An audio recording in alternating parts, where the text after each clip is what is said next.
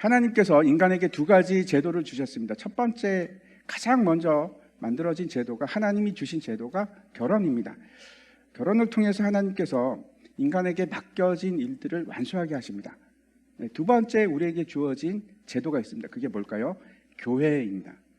교회는 마치 결혼이 아담의 갈비뼈를 이용해서 하와를 창조하셨듯이 교회는 어떻게 창조가 됩니까? 교회는 어떻게 이루어지는가 하면 예수 그리스도의 피를 통해서 그 피가 교회가 됩니다. 그리고 하나님께서는 그 교회를 통해서 구원을 이루어 가십니다. 그래서 결혼과 교회는 그 의미에 있어서 동일합니다. 전혀 다르지가 않습니다. 예수님과 제자들이 지금 예루살렘을 향해서 가고 있는데, 지금 갈릴리로부터 남쪽으로 내려가면 예루살렘이 나옵니다. 갈릴리하고 베레하고 색깔이 같습니다. 왜 그런가 하면 저기는 누가 다스리는가 하면 헤롯 안디바가 다스리는 지역이라서 그렇습니다. 서쪽으로 돌아가서 이제 베레아 지방을 통해서 이제 가고 있는데, 사람들이 이제 여전히 모여들기 시작합니다. 무리들이 베레아 지방에서도 사람들이 막 모여들었습니다. 이제 예수님께서 또다시 늘 하시던 대로 복음을 전하시고 그리고 이제 약한 자들을 고치시기 시작했습니다. 바리새인들이 그때 예수님께 나와서 질문을 하기 시작합니다. 바리새인들이 예수께 나와 그를 시험하여 이르되, 사람이 어떤 이유가 있으면 그 아내를 버리는 것이 옳으니까 시험하여 이르되라고 되어 있습니다. 이 시점에서 상당히 미묘한 질문입니다. 당시 세례 요한 사건 때문에 그렇습니다. 어떤 일인가 하면 헤롯 안디바가 굉장한 폭군입니다. 자신의 아내가 있음에도 불구하고 동생 빌립, 아까 이제 노란색으로 색깔이 칠해져 있는 그 나라인데, 그 지역인데, 동생 빌립의 아내 헤로디아를 보고 반합니다.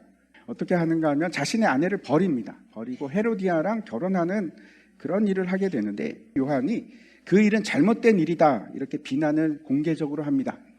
그래서 그 일 때문에 세례 요한은 옥에 갇히게 되고, 결국 우리가 잘 알고 있듯이 헤롯 안디바가 세례 요한을 그 목을 베서 죽입니다. 아무튼 그래서 이 질문이 굉장히 미묘합니다. 이 지역이 누구의 지역입니까? 베레아는 헤롯 안디바가 다스리는 곳입니다. 근데 그곳에서 이 질문을 받은 겁니다. 예수님께서 뭐라고 말씀하시는지 다시 4절부터 6절까지 예수님의 답변을 한번 보도록 하겠습니다. 예수께서 대답하여 이르시되, 사람을 지으신 이가 본래 그들을 남자와 여자로 지으시고 말씀하시기를, 그러므로 사람이 그 부모를 떠나서 아내에게 합하여 그 둘이 한 몸이 될지니라 하신 것을 읽지 못하였느냐? 그런즉 이제 둘이 아니요 한 몸이니, 그러므로 하나님이 짝지어 주신 것을 사람이 나누지 못할지니라 하신. 제가 말씀드리고 싶은 것은, 하나님께서 이 결혼이라는 제도를 우리에게 주신 목적이 있습니다. 돕는 배필을 주시기 위한 것입니다. 만약 결혼을 하는데 나를 위해서, 내가 행복해지기 위해서 저는 결혼을 합니다 라고 한다면 금방 후회하실 겁니다. 바로 후회하실 겁니다. 오히려 이러려면 내가 결혼을 하지 말았어야 할 건데 라는 생각이 드실 겁니다. 그럴 수밖에 없습니다. 제가 아주 단언하겠습니다. 나를 위해서 결혼을 하면 그때부터 행복이 아니고 불행의 시작입니다. 그리고 예수님께서 두 번째 말씀하시는 것은, 부모를 떠나 아내와 합하여 둘이 한 몸을 이루라, 이렇게 말씀을 하고 있습니다. 이거는 이제 창세기 2장 24절 말씀인데, 이러므로 남자가 부모를 떠나 그 아내와 합하여 둘이 한 몸을 이룰지로다. 부모를 떠난다는 것은 아주 중요한 의미가 있습니다. 우선순위가 바뀌는 것을 의미합니다. 이전에는 부모가 가장 중요합니다. 부모에게 순종해야 하고 부모 아래에 있어야 됩니다. 근데 이제는 그 순위가 바뀌는 겁니다. 우선순위가 바뀌는 겁니다. 모든 것에 있어서 새로운 우선순위가 형성이 되는 것을 의미합니다. 가장 중요한 것은 누가 되는 겁니까? 이제 배우자가 되는 겁니다. 우리가 그리스도의 신부가 된다는 걸 한번 잘 생각해 보시기 바랍니다. 예수님께서 뭐라고 하십니까? 아버지나 어머니를 나보다 더 사랑하는 것은 나에게 합당하지 않고, 심지어는 뭐라고 하십니까? 네 아들이나 딸을 나보다 더 사랑하는 것도 나에게 합당한 자가 아니라고. 우선순위가 바뀌는 겁니다. 이해하시기 바랍니다. 사랑하지 말라는 얘기가 아닙니다. 그것이 부모를 떠나는 일입니다. 그래서 결국 말씀하시는 것은 한 몸을 이루는 것인데, 에베소서에 보면은 남편과 아내의 의무에 대해서 말씀을 하고 있습니다. 한번 보십시오. 아내들이여 자기 남편에게 복종하기를 주께 하듯 하라. 또 남편들에게는 이렇게 말씀합니다. 25절입니다. 남편들은 아내 사랑하기를 그리스도께서 교회를 사랑하시고 그 교회를 위하여 자신을 주심같이 하라. 저렇게 하십니까? 아내는 남편에게 복종하는데 주께 하듯 하십니까? 아멘. 이게 나오셔야 되는데 안 나오시죠? 자, 이해합니다. 남편은 아내를 사랑하라는데 어떻게까지 사랑하는 겁니까? 죽기까지 하는 거예요. 죽기까지. 이게 과연 가능한가? 가능하고 말고는 둘째치고 이건 우리가 무조건 행해야 되는 하나님의 명령입니다. 이것들은 다시 한번 잘 생각해 보십시오. 우리가 한 몸을 이루지 못한다면 불가능합니다. 결혼이라는 것이 뭔가 하면 둘이 연합해서 하나가 되는 것인데, 한 몸을 이루는 것인데, 서로가 완전한 연합이 이루어져서 하나가 되지 못하면, 내 자신이 되지 못하면 어떻게 사랑합니까? 사랑 못합니다. 어떻게 해서 남자와 여자가 연합해서 한 몸을 이룰 수 있을까? 어떻게 하면 됩니까? 죽음입니다.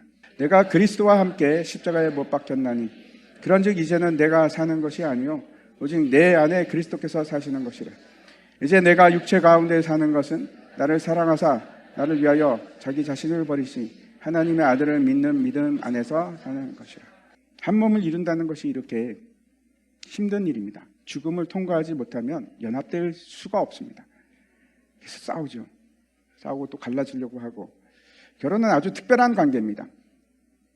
부부 관계는 이촌도 아니고 일촌도 아니고 우리가 영촌, 촌수가 없습니다. 그 말은 하나라는 뜻입니다. 분리가 안 돼야지 정상입니다. 분리가 안 되는 것입니다. 여러분의 아내, 여러분의 남편은 서로 분리가 될 수 없는 존재입니다. 믿으십니까? 굉장히 약한데 믿으십니까? 그것이 결혼입니다. 세 번째 이제 예수님께서 말씀하신 것이 있습니다. 다시 본문 6절 말씀 한번 보시기 바랍니다. 그런즉 이제 둘이 아니요 한 몸이니 그러므로 하나님이 짝지어 주신 것을 사람이 나누지 못할지니라 하시니. 여기서 짝지어 주셨다고 할 때 이 짝을 짓는다 하는 것은 아주 특별한 단어를 사용하고 있습니다. 그 어떤 의미인가 하면 함께 멍에를 메고 무거운 짐을 지고 같이 같은 방향을 걸어간다는 뜻입니다. 창세기 할 때도 말씀을 드렸는데 많은 분들이 결혼에 대해서 오해하십니다. 결혼은 나를 위해서 하는 것이 아니고 목표를 향해서 같이 가기 위해서. 근데 어떤 목표입니까? 구원입니다. 그래서 결혼은 교회와 똑같습니다. 그런 생각을 합니다. 하나님께서 모든 결혼한 쌍의 짝을 지어주셨을까? 내 남편, 내 아내도 하나님이 주신 짝이 맞을까? 그렇지 않은 분도 계시리라고 생각을 합니다. 모두가 하나님이 짝지어준 쌍은 아닐 수도 있습니다. 하지만 하나님께서 짝지어준 부부라고 한다면 그 확신이 있다면 절대로 나뉘어져서는 안 됩니다. 사람이 나누어서는 안 됩니다. 결혼이라는 것은 그래서 단지 남자와 여자가 같이 살고 가족으로 있다 하는 것을 넘어서서 너무나 깊고 깊은 의미가 있습니다. 에베소서 말씀 한번 보여주십시오. 31절부터 32절까지 말씀입니다. 제가 읽겠습니다. 그러므로 사람이 부모를 떠나 그의 아내와 합하여 그 둘이 한 육체가 될지니 이 비밀이 크도다. 나는 그리스도와 교회에 대하여 말하노라. 모든 하나님이 짝지어진 그 결혼 가운데는 이 비밀이 있습니다. 결혼은 복음에 관계된 일입니다. 단지 출산이나 사귐 아니면 성적인 관계 이런 것이 아닙니다. 그게 다가 아닙니다. 잘 들으시기 바랍니다. 결혼은 복음을 확실하게 설명하는 너무나 놀라운 길을 보여주는 신뢰라고 지금 성경은 말씀하고 있습니다. 제가 다시 말씀드립니다. 결혼은 우리의 결혼에 있어서도 여러분의 결혼에 있어서도 그 결혼은 복음을 명확하게 나타나는 신뢰가 되어야 합니다. 마치 우리가 복음을 무시할 수도 없고 피할 수도 없는 그런 것처럼 결혼도 마찬가지입니다. 결혼 생활도 마찬가지입니다.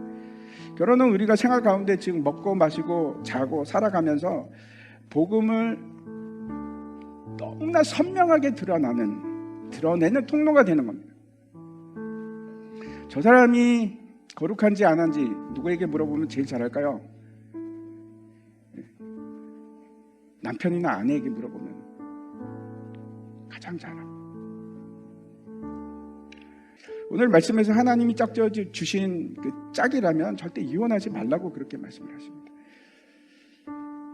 정말 하나님이 주신 짝이라고 생각하신다면 이혼하면 안 됩니다.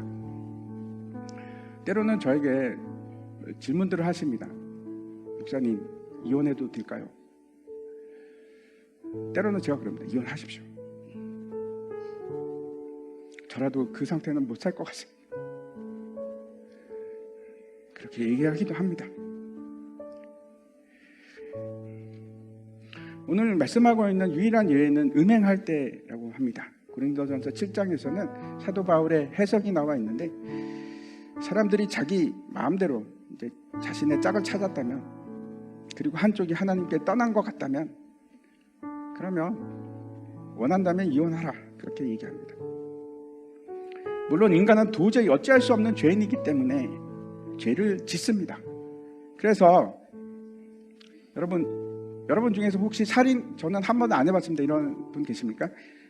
성경에서는 형제를 미워하는 것도 살인이라고 말씀합니다. 우리는 다 살인자들입니다. 사람을 수도 없이 죽였던 사람들입니다.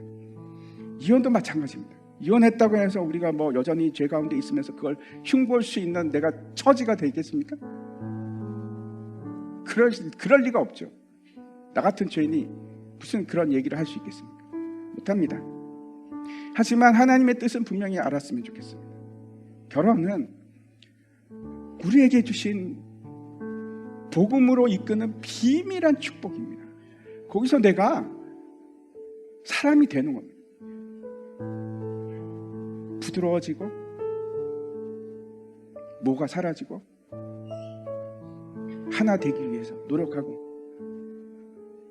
복음은 놀라운 것이 사람을 변화시킵니다. 결혼도 마찬가지입니다. 이게 오래되면서 마치 우리가 예수 그리스도의 순결한 신부가 되어 가듯이, 그런 진짜 예수 믿는 사람이 되어 가는 겁니다. 결혼을 통해서 이해하는 법을 배우고, 나의 것을 내려놓는 법도 배우고, 자신을 부인하고 자신을 십자가에서 못 박는 일을 하는 겁니다. 그게 결혼입니다. 그래서 늘 저는 청년들에게 그렇게 합니다. 결혼은 십자가 지고 가라.